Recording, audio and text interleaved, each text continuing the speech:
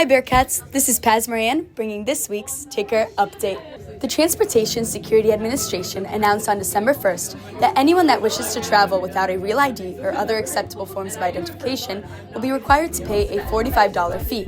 This procedure will begin at the start of February 2026. The fee would allow travelers to use TSA Confirm ID and would only cover a 10-day travel period. Travelers are encouraged to pay the fee online prior to their flight and arrival at the airport to make the process faster.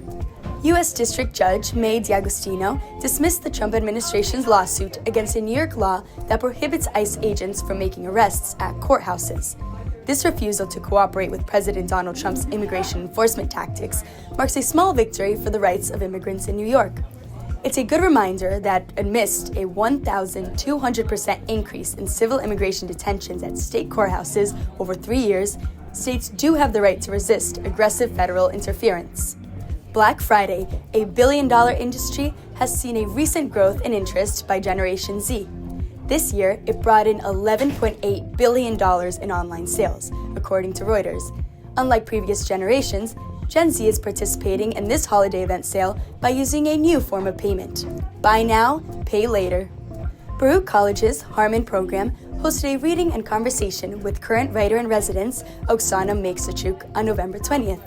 Ukrainian poet, philosopher, and translator Maksychuk, 43, recently released her debut English poetry collection, Still City, about the war in Ukraine. Maksychuk, who lived in Ukraine when the war began, wanted to show the reality of what living in a war zone does to people.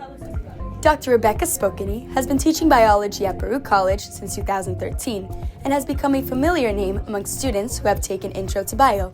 Before coming to Baruch, she spent years studying how insects change as they develop, specifically how their brains reorganize during metamorphosis.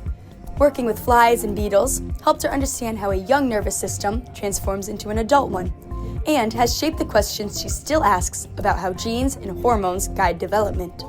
The Women's Pro Baseball League made history on November 20th when it held its first draft. The draft consisted of 6 rounds with 5 teams trying to fill their 15-player roster.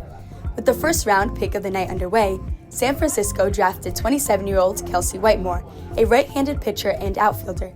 She's the first woman to sign a contract with the Staten Island Ferry Hawks and the first woman to join a league affiliated with Major League Baseball, while also being the first female to play for the Savannah Bananas. You can find all these stories and more at theticker.org. That's all for this week, Bearcats. Join us next time.